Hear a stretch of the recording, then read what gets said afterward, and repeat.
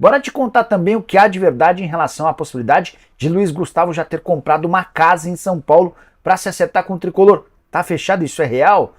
Quero te contar também sobre Casemiro, volante revelado pelo São Paulo e que pode garantir uma fortuna ao tricolor na próxima janela de transferências.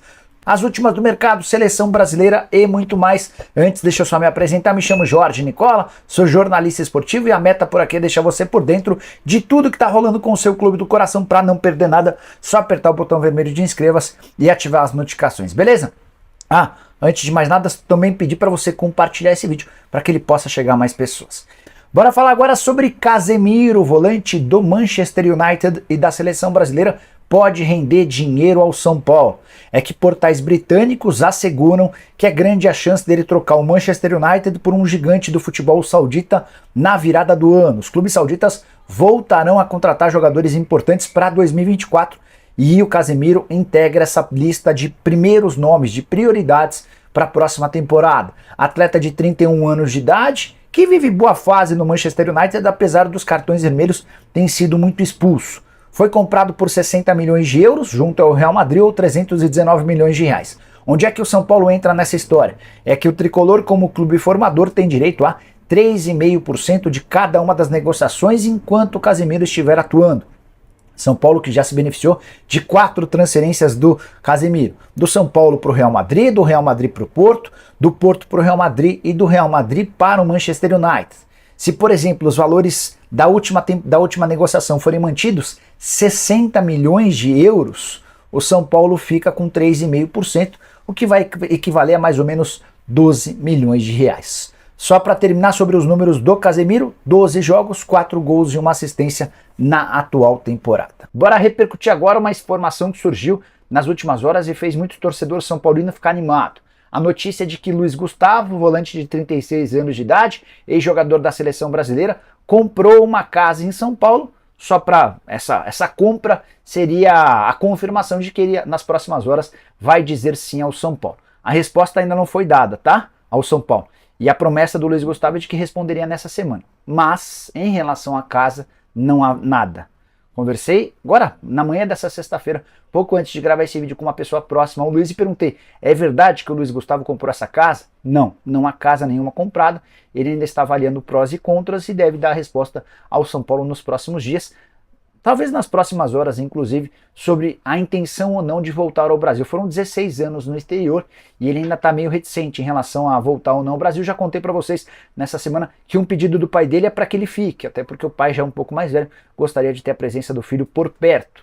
Então, qualquer novidade envolvendo o Luiz Gustavo eu volto para atualizar vocês, beleza? Seguiu o Sport Center falando do São Paulo, que também se movimenta no mercado para trazer jogadores para a próxima temporada. O São Paulo já definiu o número de contratações que pretende fazer para o início da temporada de 2024. Por enquanto, já chegou o Eric. O jogador que estava disputando a Série B pelo Ceará assinou um pré-contrato com o São Paulo. O contrato para valer vale a partir de 1º de janeiro e ele se apresenta no início do próximo ano para fazer a pré-temporada aqui no CT da Barra Funda. Outras 4 posições, num primeiro momento, estão sendo procuradas no mercado.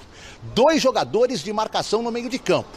Um deles, Luiz Gustavo, está em negociação bem avançada. O atleta tem 36 anos, é experiente e pode trazer aquilo que o São Paulo procura para a disputa de uma competição tão difícil como a Copa Libertadores. O outro nome que agrada para esse setor é o argentino Emanuel Martínez, que fez um bom campeonato pelo rebaixado América Mineiro. A direção técnica tricolor quer ainda um homem de lado esquerdo, atacante, rápido e um centroavante que possa substituir a Caleri quando o argentino não puder atuar. Herisson, que vem fazendo esta função, por enquanto está emprestado pelo Botafogo. Não há muita possibilidade de um reempréstimo e o São Paulo não está disposto a investir nesta contratação porque Herisson foi pouco aproveitado durante a temporada devido às várias lesões. Além destas 4 posições, o técnico Dorival Júnior, claro, quer a permanência de Lucas Moura e a contratação em definitivo de Caio Paulista, 2 prioridades da diretoria de futebol. Se algum atleta sair, principalmente entre os titulares, e Beraldo é o mais cotado, aí o São Paulo vai partir em busca de outros nomes. Beraldo interessa a alguns clubes da primeira linha do futebol da Europa. O último que se manifestou através de seus representantes e com olheiros acompanhando o Beraldo no Brasil foi o Liverpool da Inglaterra. O São Paulo dá o pontapé inicial para a temporada de 2024 já nesta quarta-feira, quando inicia avaliações médicas em parte do elenco. Estas avaliações prosseguem na quinta-feira, só que 6 jogadores não poderão participar desta atividade. Rames Rodrigues, Ferrarese e Arboleda, que estão com suas seleções nas eliminatórias, Pablo Maia, Beraldo e Patrick Lanza, que participam de treinamentos com as seleções de base do Brasil. Aqui do CT da Barra Funda, Eduardo Afonso, para os canais ESPN. Muito bem, tá aí Eduardo Afonso, deve ter passado pouco calor hoje com essa camisa aí na frente do CT da Barra Funda, e a gente mostra o Lucas desde que ele estreou nesse retorno ao São Paulo, né? 16 jogos, minutos por jogo 70,1, 3 gols, 40 ações na área rival, a média chances criadas 19, dribles certos 40, faltas sofridas 36. Dona, o principal objetivo da diretoria do São Paulo deve ser manter o Lucas? E aí eu tenho uma segunda pergunta para fazer, 2 em 1, é algo que eu faço muito aqui neste Sport Center. E o São Paulo tem esse projeto para convencê-lo? Eu acho que hoje ele está mais próximo de aceitar uma permanência. Depois de tudo que ele viveu aqui, do ponto de vista de idolatria, o carinho, sendo campeão da Copa do Brasil, que era um título inédito, sendo importante para isso acontecer, sim, eu acho que essa questão emocional pode favorecer uma permanência dele. Sobre o projeto, a gente vai ter que ver como é que vai ser a sequência aí com o Dorival, né? O que a diretoria está planejando lá internamente. O São Paulo pode perder jogadores importantes que estão no mercado. A gente acabou de ver aí na matéria do Edu, o Beraldo, por exemplo. O Beraldo é um jogador que, assim, ele é um cara de curto prazo no Brasil. Ele é muito acima da média. Ele é excelente zagueiro, um jogador que ele tem voo para a Europa. É natural que isso vá acontecer. Não sei se vai ser agora no final do ano ou no meio do ano que vem. O Pablo Maia é outro jogador também que tem essa capacidade. O próprio Rodrigo Nestor. Então, alguns jogadores importantes que foram cruciais para o São Paulo campeão da Copa do Brasil podem sair. E aí o São Paulo tem que se movimentar para, né, entregar reforços que façam com que esse processo de convencimento ajude a permanência do Lucas. Mas sim, tem que ser uma prioridade, né? Porque ele é um jogador acima da média, diferente na parte técnica, conhece o que é o São Paulo, identificado, já foi campeão de coisas grandes, então ele conhece essa versão de um São Paulo gigante e até dominante. E é um jogador que, com pré-temporada, eu acho que ele pode crescer ainda mais, né? Ainda tem essa questão, né? Se ele permanecendo, ele vai ter uma pré-temporada para estar ainda melhor na parte física. Você acredita que o São Paulo tem esse projeto para convencer o Lucas a ficar, André? Deveria ter, né? Na verdade, tem a obrigação de ter. O que se fala é que, inicialmente, o Lucas não queria permanecer no Brasil por um longo tempo, né? O objetivo dele, por uma questão familiar. E aí não importa se o jogador quer, mas a sua mulher não quer, o jogador quer, mas os seus filhos prefeririam morar em outro lugar. Os jogadores nessa situação, eles representam as pessoas que estão próximas e eles precisam levar isso em consideração. Alguns dão mais importância, outros menos importância, mas essa não é uma questão discutível, né? E o que se fala é que a família mais próxima do Lucas tem gostado de viver em São Paulo. Que tudo que se ouvia em relação à criminalidade, o trânsito, os problemas de uma cidade como São Paulo, são problemas muito antigos e conhecidos por todas as pessoas aqui no Brasil, não teriam incomodado a ponto de haver uma insistência, não, vamos embora na primeira oportunidade, vamos para outro lugar onde viveríamos com mais tranquilidade. Então esse é um ponto a favor da permanência dele. E a questão é, ele quer mesmo, às vezes também, quando o jogador diz, meu desejo é ficar, mas eu gostaria de ver qual é o projeto do clube, no sentido de quais serão os jogadores contratados, quem vai jogar comigo, aí já é uma outra coisa. Né? Você pretende ficar ou não? A sua relação com o São Paulo tem essa importância para você ou não? No final das contas, o jogador decide, né? A palavra é dele, ele entra em campo, ele vai ser exigido, ele vai ser cobrado. Até agora, esse reencontro foi maravilhoso. Ele foi importantíssimo na conquista inédita da Copa do Brasil, na mudança de mentalidade até muito rápida, que o São Paulo passou muito por intermédio da chegada dele.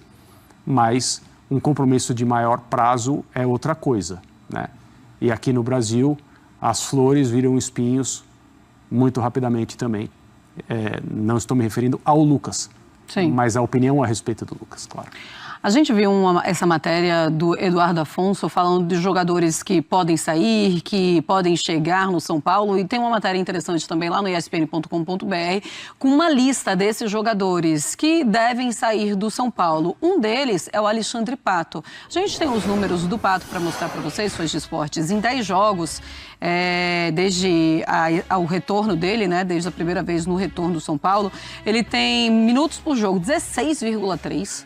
2 gols, não tem assistência, chutes até marcar 2,5 e sucesso em dribles 66,7%. Dona, é aquela coisa, não aproveitou a chance que ele teve, né? De novo, né? Isso tem sido uma marca na carreira do Pato, né? Um jogador que tinha uma identificação até com o São Paulo, né? Porque a melhor versão dele aqui no futebol brasileiro foi com a camisa do São Paulo, né? Obviamente, depois daquela saída meteórica dele do Internacional, né? Mas, mais uma vez, ele é um jogador que não conseguiu se provar na parte técnica, não conseguiu convencer o Dorival que ele merecia mais minutos. Ele foi, né, com todo respeito ao Pato, tá? Mas dentro da trajetória de um título importante de Copa do Brasil, né, dessa temporada, né, de um resgate, até de um vínculo maior com a torcida, ele foi um figurante. Então, assim, não dá para justificar uma permanência. Não é um jogador que mereceu, né, ficar no São Paulo em 2024. A tendência mesmo, e acho que é o correto, é a saída dele para ele tentar em novos ares, né? E eu lamento muito, assim, porque a gente já viu diversas declarações, a gente viu no campo também tudo que ele era capaz de fazer no início da carreira dele. Já vi declarações do Cafu, por exemplo, de quando ele chegou no Milan, né, fazendo comparações até com o Ronaldo Fenômeno, que era de fato um craque, ele era muito diferente, mas acho que em alguns momentos falta mais mobilização do Pato, né, como atleta de futebol. Sim.